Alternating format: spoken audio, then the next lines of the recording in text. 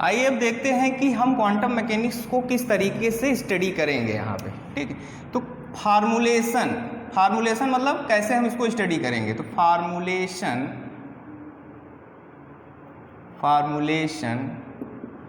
Of quantum mechanics, formulation of quantum mechanics. ठीक, तो इसको जो है हम दो तरीके से फार्मूलेट कर सकते हैं, मतलब दो तरीके से स्टडी कर सकते हैं। पहला है मैट्रिक्स फार्मूलेशन।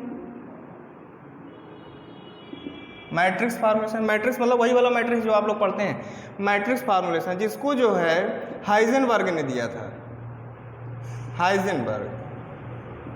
ठीक, दूसरा जो है वो है हमारा वेव फार्मूलेशन,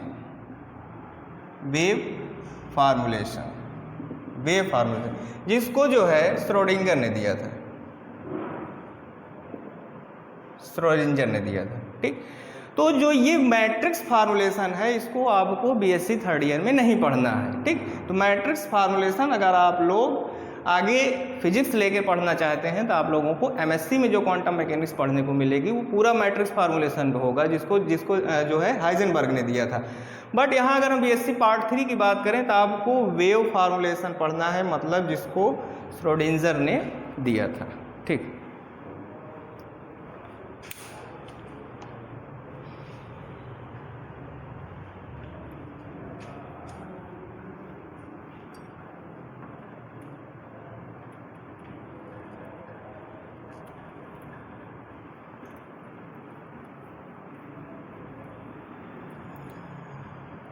आइए अब देखते हैं कि स्टेट ऑफ द सिस्टम क्या होता है। State of the system,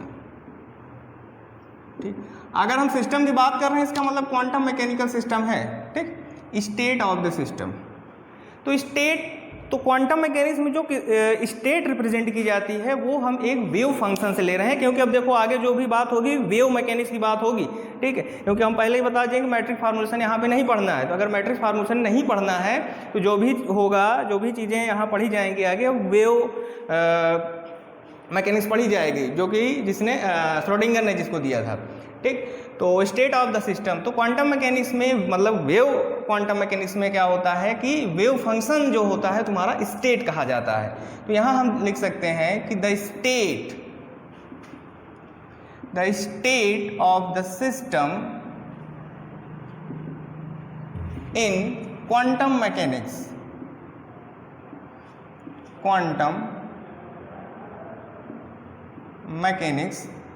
is represented by psi। ठीक, इन जनरल कर लेते हैं, इन जनरल मतलब बता रहे हैं साई इन जनरल का मतलब ये है कि जरूरी नहीं है कि हम हमेशा साई ही यूज करें, फाई भी यूज होगा, काई भी यूज होगा, आगे हम देखेंगे। बट इन जनरली लोग ये थोड़ा सा साई ज़्यादा पॉपुलर है तो साई ज़्यादा इस्तेमाल किया जाता है, तो इसको हम जो रिप्रेजेंट करेंगे साई से। अब ये साई तुम्हारा फंक्शन हो सकता है पोजीशन का, आर का मतलब पोजीशन 3 डायमेंशन में, पोजीशन का हो सकता है, टाइम का हो सकता है। ये तुम्हारा कहाँ है, पोजीशन स्पेस में, पोजीशन स्पेस। ठीक, और साई तुम्हारा जो होता है मोमेंटम और टाइम का भी फंक्शन हो सकता है। ठीक, वो किस स्पेस में होगा, मोमेंटम स्पेस में। ठीक, मतलब ये है कि अगर हम पोजीशन स्पेस में वेव फंक्शन की बात करेंगे तो वो क्या होगा, वेव फंक्शन या साई, या इसको स्टेट भी कह सकते हैं, इसको हम क्या कह सकते हैं कि quantum mechanical state wave function कह सकते हैं। ठीक है, तो ये तुम्हारा वेव फंक्शन या क्वांटम मैकेनिकल स्टेट क्या है, तुम्हारा पोजीशन और टाइम पे डिपेंड कर सकता है, किस स्पेस में, पोजीशन स्पेस में, और वही वेव फंक्शन या स्टेट जो है मोमेंटम और टाइम पे भी डिपेंड करेगा, वो भी कहाँ, मोमेंटम स्पेस में। ठीक,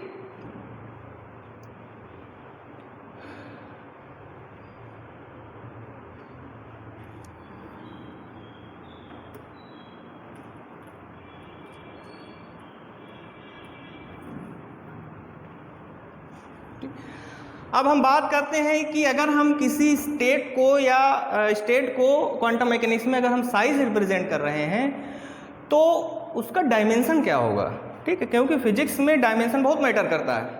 तो हम यहाँ पे देखेंगे ये वेव फंक्शन हम बार बार बात कर रहे हैं या स्टेट ऑफ द सिस्टम की बात कर रहे हैं, तो हम देखते हैं इसका डायमेंशन क्या होगा, क्योंकि हर एक क्वांटिटी का फिजिक्स में डायमेंशन होता है। तो अगर हम डायमेंशन की बात करें, डायमेंशन ऑफ साई, बहुत इंपॉर्टेंट है ये डायमेंशन ऑफ साई। एक फार्मूला हम आपको बता रहे हैं, उसको याद रखिएगा, कभी भूलेगा नहीं। तो उसका फार्मूला ये है कि डायमेंशन इक्वल टू होता है 1/L, L फॉर लेंथ होता है, ठीक, लेंथ की पावर n/2, ठीक, इसको याद रखिएगा, बहुत इंपॉर्टेंट है। एक बार जेस्ट के एग्जाम में, जेस्ट मतलब आप लोगों को अगर देना होगा कॉम्पिटिटिव एग्जाम, तो बीएससी के बाद एग्जाम होता है जेस्ट, जॉइंट एंट्रेंस स्क्रीनिंग टेस्ट, जेस्ट, ठीक, इसको आप क्वालिफाई करके डायरेक्ट आइजर में इंटीग्रेटेड पीएचडी के लिए एनरोल्ड हो सकते हैं, ठीक। तो डायमेंशन यहाँ पे जो n है, अब n क्या है, n बराबर 1 होता है किसके लिए, 1 डायमेंशन के लिए, ठीक। अगर तुम्हारा वेव फंक्शन 1 डायमेंशन है, जैसे हमने यहाँ पे लिखा है साई क्या है, r का मतलब है 3 डायमेंशन, ठीक है। लेकिन अगर ये 1 डायमेंशन होता तो हम इसको क्या लिख सकते हैं, r की जगह x लिखेंगे, ठीक।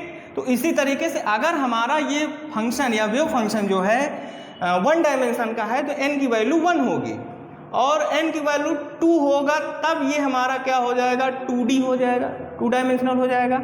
अगर n की वैल्यू 3 हो जाती है तो इसका मतलब ये क्या है, 3 डायमेंशनल है, ठीक।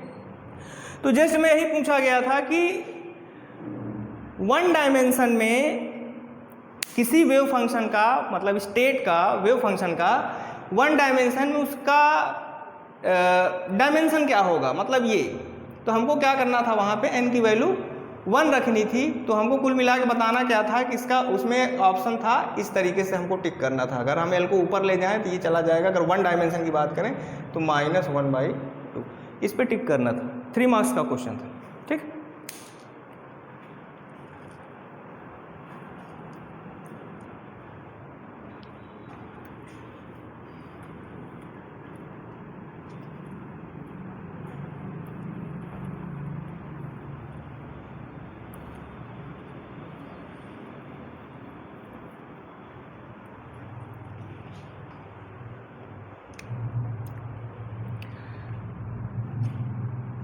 एक नोट करके लिख लेंगे, नोट ये लिखेंगे कि द स्टेट ऑफ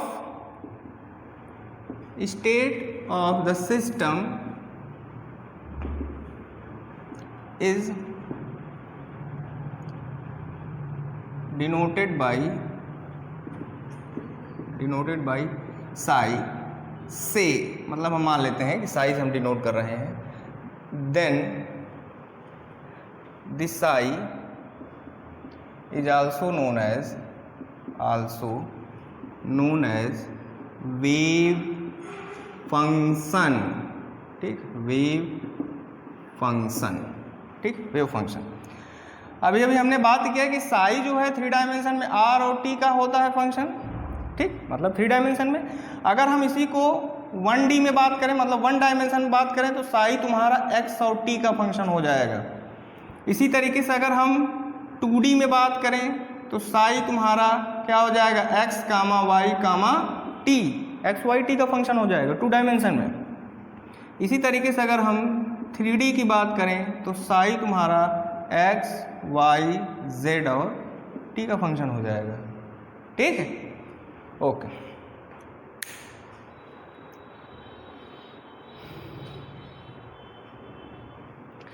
अब देखिए फिजिक्स में हर एक चीज़ जो है एक फिजिकल सिग्निफिकेंस के साथ होती है।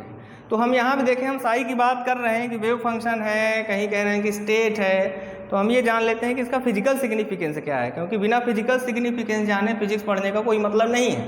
तो आइए हम डिस्कस कर लेते हैं कि ये साई, इसका फिजिकल सिग्निफिकेंस क्या है क्वांटम मैकेनिक्स में।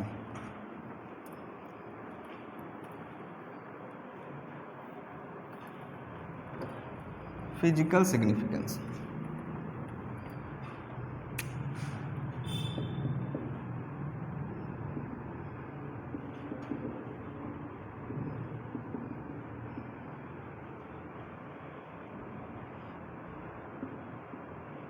Of wave function.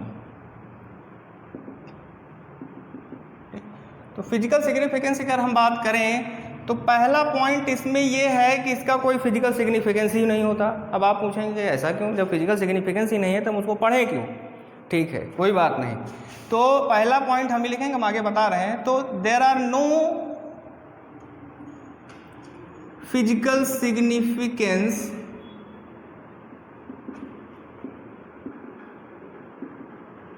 there are no physical significance of the wave function individually।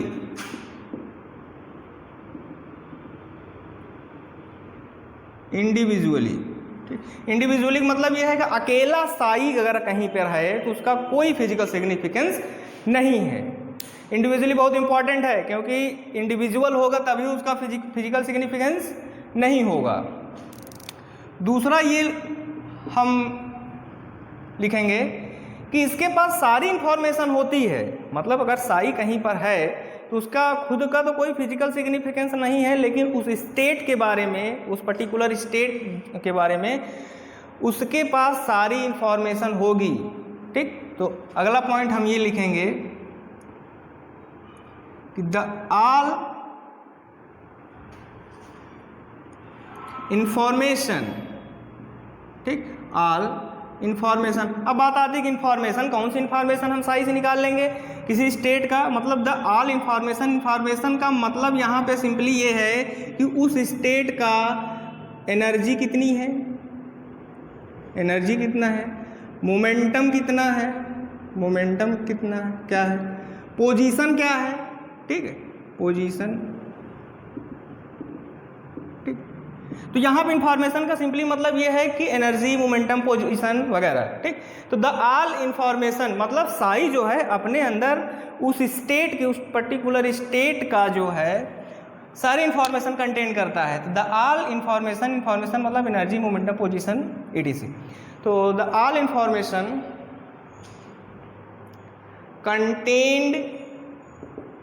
contained by the wave function, the wave function। सारा इंफॉर्मेशन वो कंटेन करता है, बट वो इंफॉर्मेशन ऐसे नहीं बता देगा कि कोई आपको साई दे दिया, वो आपसे अगर हम आपको साई दे दिए, अगर कहते हैं कि आप बताइए कि इस स्टेट का पोजीशन, मोमेंटम क्या है, तो डायरेक्ट साई से कुछ पता चलने वाला नहीं है, क्योंकि पहले ही हम लिख चुके हैं कि इसका कोई फिजिकल सिग्निफिकेंस नहीं है। तो यहाँ पे वही पॉइंट लिखेंगे, थर्ड पॉइंट, कि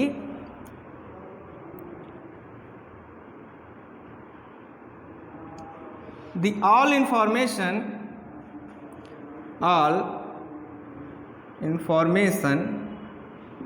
एक्सट्रैक्ट मतलब निकाल सकते हैं, extract from the wave function, extract from the wave function after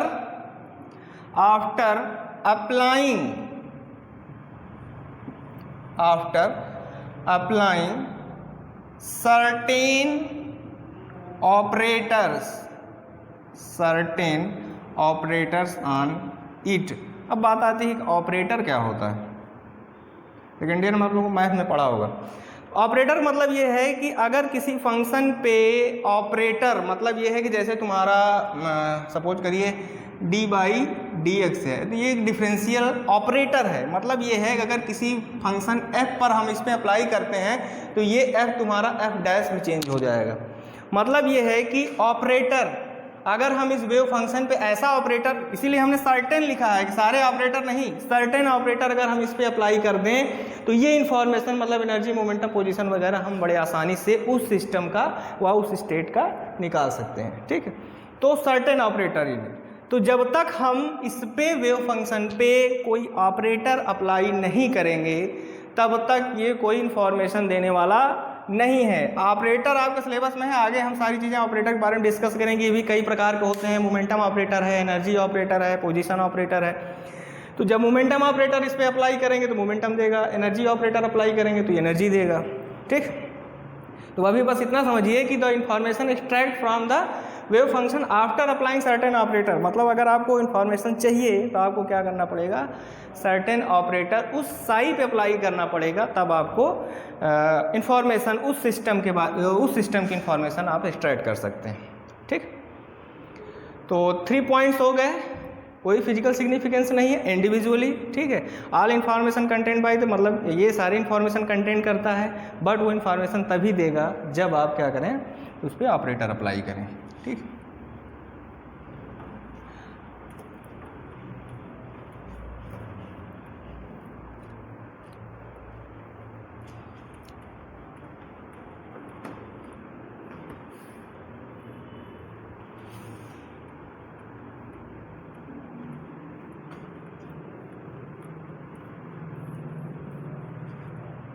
ठीक, तो 3 पॉइंट्स हो गए थे। चौथे पॉइंट पे हम लिखेंगे, ठीक, द नॉर्म, मतलब ये एक इंडिविजुअल उसका फिजिकल सिग्निफिकेंस नहीं है, लेकिन अगर इसके नॉर्म की बात करें कि the norm of the wave function gives the, क्या गिव करता है, gives the probability density function। Norm मतलब अगर आपके पास if psi is any wave function, अगर आपके पास साई कोई वेव फंक्शन है तो इसका जो नॉर्म होगा, नॉर्म मतलब साई स्टार और साई, मतलब आप अगर आपके पास कोई साई वेव फंक्शन है तो उसका आप क्या करें, पहले कॉम्प्लेक्स कॉन्जुगेट ले लें। कॉम्प्लेक्स कॉन्जुगेट मतलब ये है कि आयोटा, अगर जहाँ जहाँ आयोटा है आप उसको माइनस आयोटा कर देंगे, और जहाँ जहाँ माइनस आयोटा है उसको प्लस आयोटा कर देंगे, बस इतना करना है। कॉम्प्लेक्स कॉन्जुगेट का मतलब अगर वेव फंक्शन में कहीं भी आयोटा है तो आप क्या करेंगे, उसको चेंज कर देंगे, उसमें माइनस का मल्टीप्लाई कर देंगे बस। ठीक, तो साई स्टार साई ये क्या होता है, नॉर्म। इसको हम इस तरीके से भी रिप्रेजेंट करते हैं, मॉड ऑफ साई का स्क्वायर। ठीक, अब अभी हमने इस पे क्या कहा कि the norm of the wave function gives the probability density, तो ये नॉर्म है, ये भी नॉर्म है, इसका मतलब ये तुम्हारा क्या दे देगा, प्रोबेबिलिटी डिस्ट्रीब्यूशन फंक्शन। ठीक है, तो ये प्रोबेबिलिटी डिस्ट्रीब्यूशन फंक्शन, और ये किसका फंक्शन होगा फिर, अगर हमारा ये वेव फंक्शन अगर पोजीशन और टाइम का फंक्शन है तो ये भी पोजीशन और टाइम फंक्शन होगा। ठीक, तो ये तुम्हारा क्या है, अगर हम रो को रिप्रेजेंट क्या कर रहे हैं, प्रोबेबिलिटी डिस्ट्रीब्यूशन फंक्शन के लिए, तो प्रोबेबिलिटी डेंसिटी कह सकते हैं, डिस्ट्रीब्यूशन भी कह सकते हैं, probability density function, probability density function. ठीक, ओके।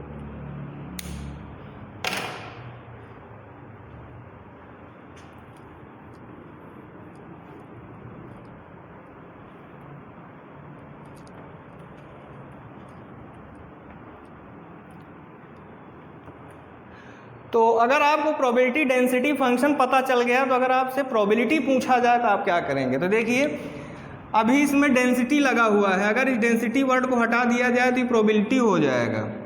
ठीक, तो डेंसिटी कैसे हटेगा, जैसे आपके पास मास डेंसिटी, आप लोग फार्मूला जानते होंगे, मास डेंसिटी ये बराबर होता है मास अपॉन वॉल्यूम।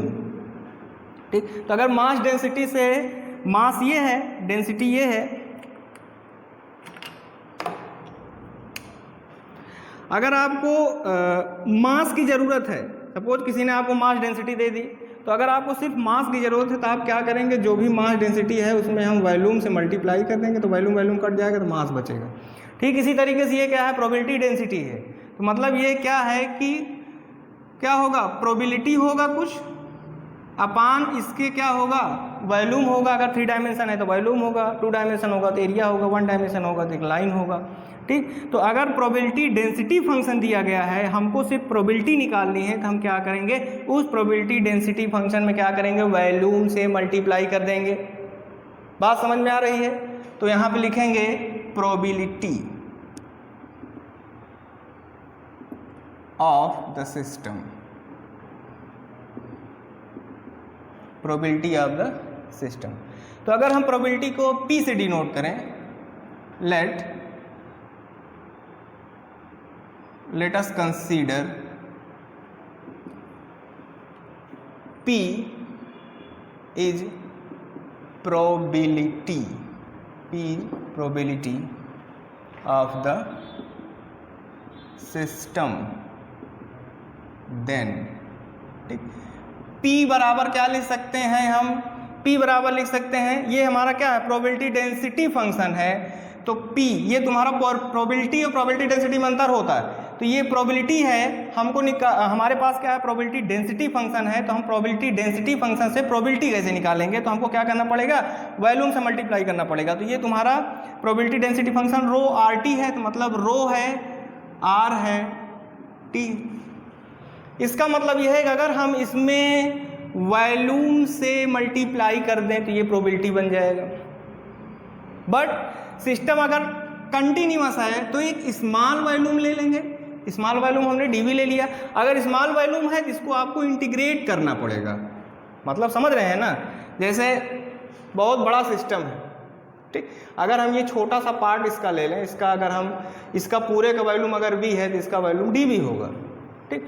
तो हमने क्या किया कि स्मॉल वॉल्यूम डी वी से मल्टीप्लाई किया और इंटीग्रेट करते ही ये पूरा सिस्टम आ जाएगा। इसमें इंटीग्रेशन का मतलब क्या होता है, समेशन, जोड़ना, मतलब ये छोटे छोटे पार्ट को जोड़ के इतना बड़ा पार्ट बन गया। तो ये स्मॉल डी वी था, तो हमने क्या किया, रो आर टी में डी वी से मल्टीप्लाई किया, फिर उसको इंटीग्रेट कर दिया, तो ये पूरे सिस्टम का हो गया, ठीक। अब इसमें लिमिट रखेंगे, क्योंकि अभी देखो ये आर टी है, जो भी इंटीग्रेशन करेंगे वो भी फंक्शन तुम्हारा एक्स वाई जेड में ही होगा।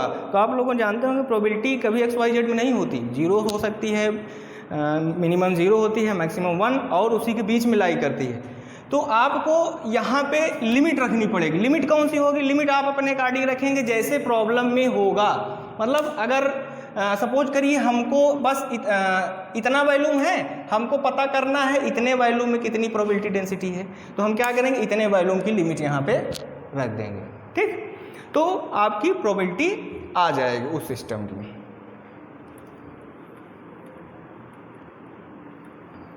अब देखिए रो आर टी है, इसको हम इस तरीके से भी लिख सकते हैं ना, अभी अभी हमने बताया। इसको कैसे लिखा जा सकता है, साई स्टार और करके लिख देंगे, साई स्टार साई डीवी, इस तरह भी लिखा जा सकता है। और कैसे लिखा जा सकता है, P बराबर mod of psi square dV, ये भी लिखा जा सकता है, ठीक। ये सारी चीज़ें 3 डायमेंशन में है। अगर 2 डायमेंशन में होगा तो वॉल्यूम ही तुम्हारा जो है किस में कन्वर्ट हो जाएगा, एरिया में, ठीक। तो ये सारे फार्मूले हैं। अब देखो अगर हम मैक्सिमम प्रोबेबिलिटी की आप बात करें तो आपको पता है कि मैक्सिमम प्रोबेबिलिटी 1 हो सकती है।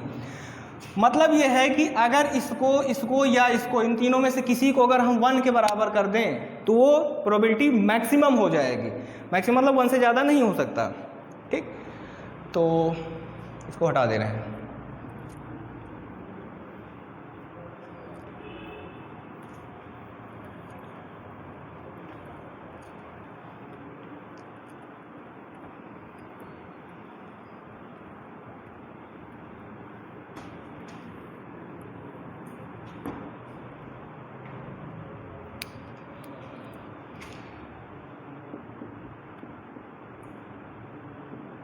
नॉर्मलाइजेशन कांस्टेंट या नॉर्मलाइजेशन कंडीशन। अभी हम बताते हैं कि नॉर्मलाइजेशन की ज़रूरत क्यों पड़ती है। नॉर्मलाइजेशन कंडीशन, नॉर्मलाइजेशन कंडीशन, ठीक। तो अभी भी जो हमने प्रोबेबिलिटी निकाली है, जो इंटीग्रेट करके वॉल्यूम से मल्टीप्लाई करके निकाला है, उसी को अगर हम 1 के बराबर कर दें तो उसको हम कहते हैं कि ये हमारा नॉर्मलाइजेशन कंडीशन है, ठीक। तो यहाँ लिखेंगे द नॉर्मलाइजेशन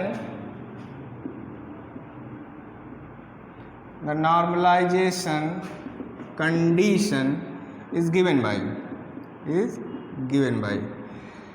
मतलब ये है कभी जस्ट पहले जो पढ़ा है कौन सा, जो साई स्टार साई डीवी, ठीक, इसको अगर 1 के बराबर कर दें, मतलब ये तो प्रोबेबिलिटी था ही, प्रोबेबिलिटी अगर मैक्सिमम हो जाए, मतलब ये 1 के बराबर हो जाए, तो हम उसको कहते हैं कि ये क्या है, नॉर्मलाइजेशन कंडीशन या कांस्टेंट। ठीक, अब यहाँ लिमिट भी रखनी पड़ेगी, क्योंकि लिमिट नहीं रखोगे तो XYZ का फंक्शन आ जाएगा। तो यहाँ पे हम क्या लिखेंगे, अभी हमें नहीं पता कि किस सिस्टम का निकालना है, तो हम ऑल स्पेस लिख दे रहे हैं।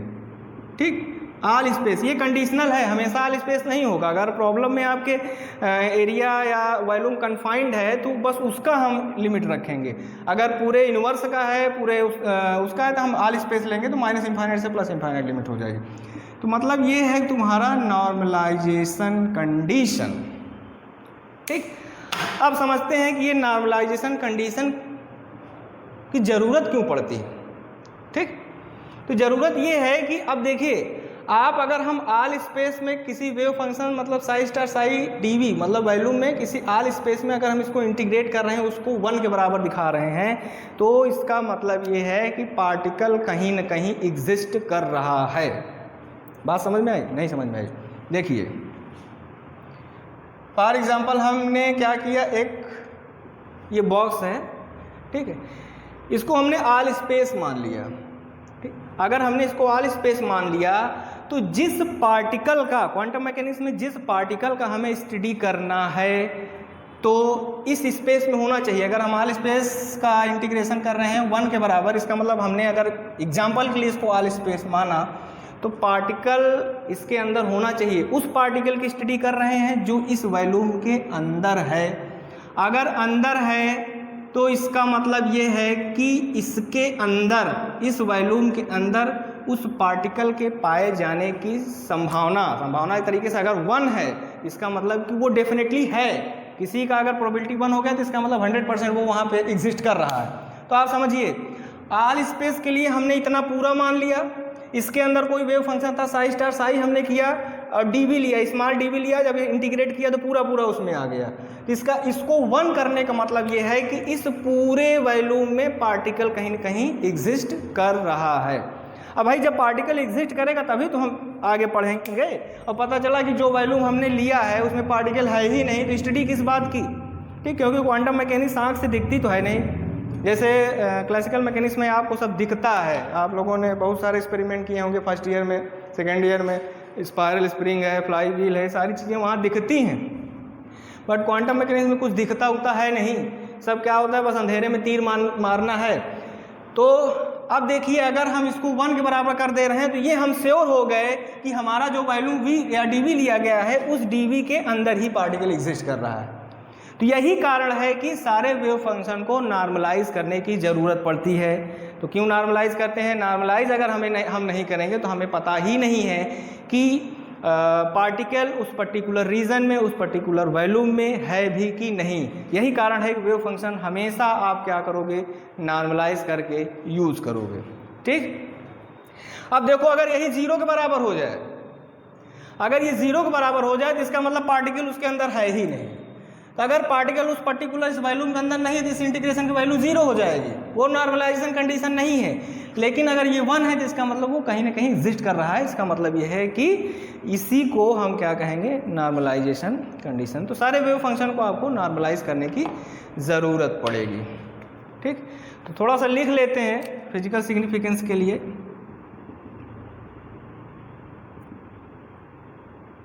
यहाँ लिख लेंगे the normalization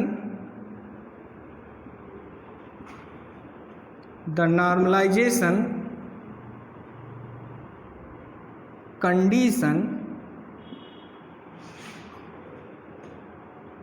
gives the guarantee, आपको गारंटी मिलती है किस बात की, कि पार्टिकल वहाँ एग्जिस्ट कर रहा है।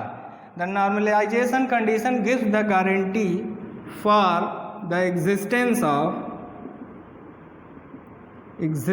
of the particle। ठीक, पार्टिकल के एग्जिस्टेंस की गारंटी देता है, मतलब पार्टिकल एग्जिस्ट करता है।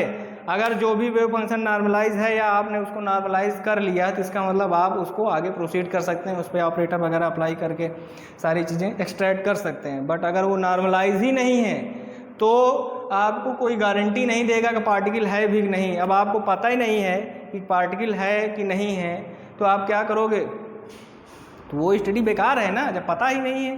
तो इसीलिए क्या किया जाता है कि नॉर्मलाइज कर लिया जाता है पहले। तो नॉर्मलाइज करने से क्या होगा कि हमें पता चल जाएगा कि पार्टिकल वहाँ पे एग्जिस्ट कर रहा है। ठीक, अब बात आती है कि वेव फंक्शन की वैलिडिटी, मतलब वेव फंक्शन में भी कुछ कंडीशन है। ऐसा नहीं है कि जो भी वेव फंक्शन है सब, जो भी फंक्शन आप मैथ में पढ़ते हैं सब वेव फंक्शन ही है। ठीक, तो सबसे पहले हमको ये जानना जरूरी है कि हम ये जान लें कि कौन कौन सी ऐसी कंडीशन है जिसको फॉलो करके एक फंक्शन वेव फंक्शन बनता है, क्योंकि सारे फंक्शन वेव फंक्शन नहीं हो सकते। ठीक, तो हम क्या करेंगे, उस कंडीशन को पढ़ेंगे।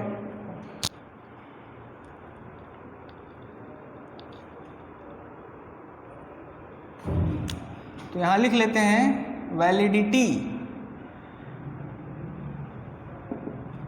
ऑफ द वेव फंक्शन, या हम लिख सकते हैं condition, condition for the wave function. ठीक, जो लोग सेकेंड ईयर में हमारी क्लास किए रहे होंगे उनको पता होगा, ये सारी चीज़ें हम वहाँ भी बताए थे, बट फिर से बताना पड़ रहा है क्योंकि क्वांटम मैकेनिक्स का एक अलग ही पेपर है, वहाँ पे थोड़ा सा पार्ट था क्वांटम का, इस वजह से तो यहाँ पे और चीज़ें एक्सप्लेन करके बतानी है और अच्छे से। तो वैलिडिटी ऑफ वेव फंक्शन, तो वैलिडिटी ऑफ वेव फंक्शन की अगर हम बात करें तो पहला नंबर ये है कि इसकी वैल्यू फाइनाइट होनी चाहिए। मतलब ये है कि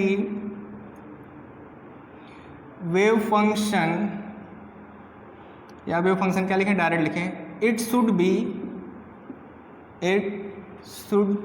be finite everywhere, finite everywhere. दूसरा ये है it should be single valued, it should be single value, मतलब ये सिंगल वैल्यू होना चाहिए, ऐसा नहीं है कि 2-3 जो है इसके रूट आ रहे हैं। It should be single valued. तीसरा ये है कि कंटिन्यूअस होना चाहिए, कहीं भी ब्रेकिंग नहीं होनी चाहिए। It should be continuous, continuous होना चाहिए, कहीं ब्रेकिंग नहीं होनी चाहिए। चौथा ये है कि first order derivative, first order derivative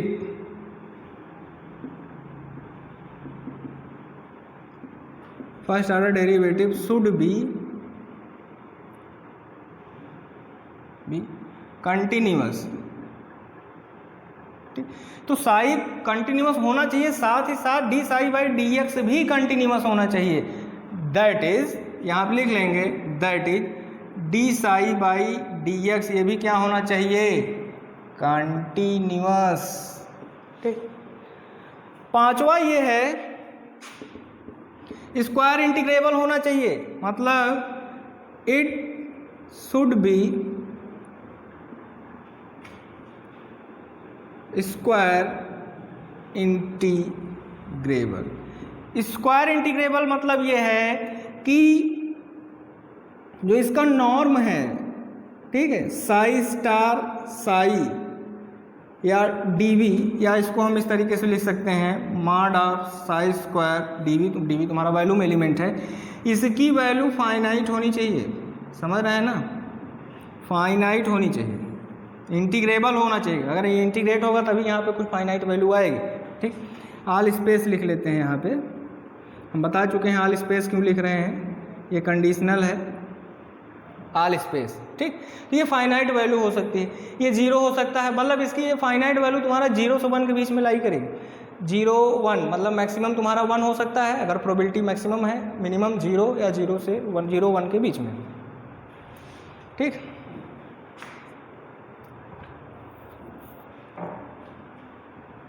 तो ये सारी कंडीशन, अगर ये सारी कंडीशन कोई वेव फंक्शन कहें, अगर कोई भी फंक्शन ये सारी कंडीशन को फॉलो कर रहा है तो वो वेव फंक्शन, वो फंक्शन तुम्हारा वेव फंक्शन हो जाएगा। ठीक है, फिर से देख लीजिए, अगर कोई भी फंक्शन इन पांचों कंडीशन को फुलफिल्ड कर रहा है तो वो फंक्शन नहीं वेव फंक्शन हो जाएगा। ठीक,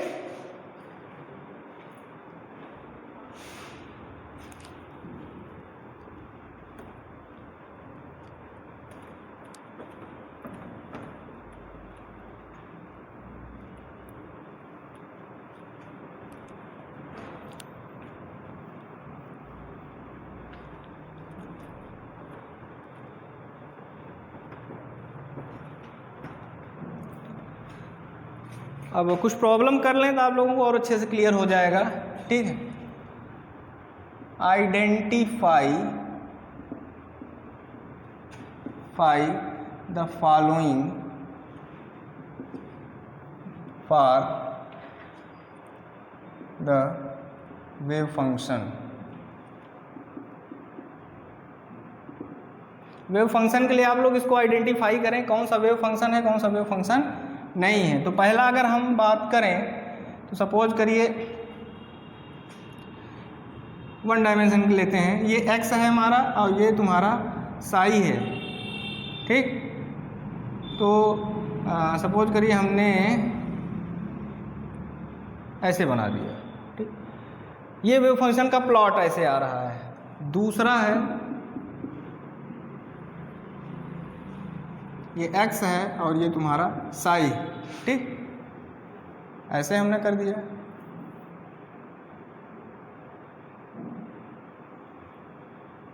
ठीक, तीसरा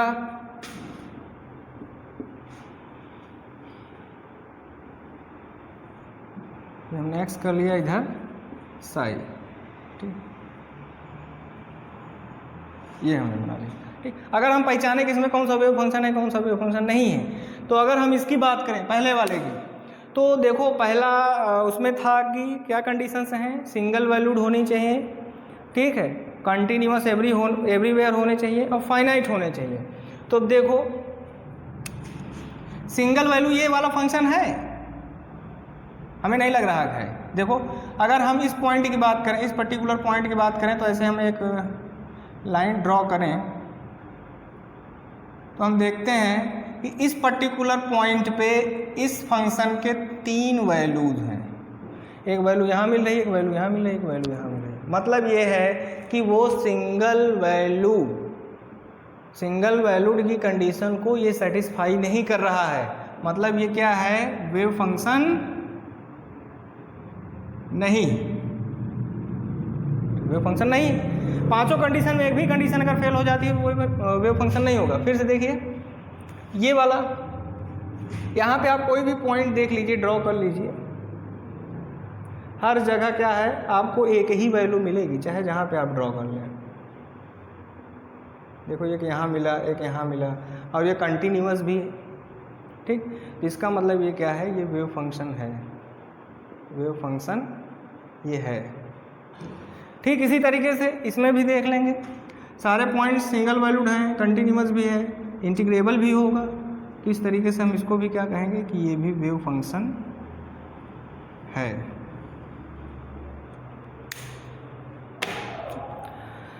ठीक है, फर्दर हम नेक्स्ट वीडियो में मिलते हैं। Okay, thank you.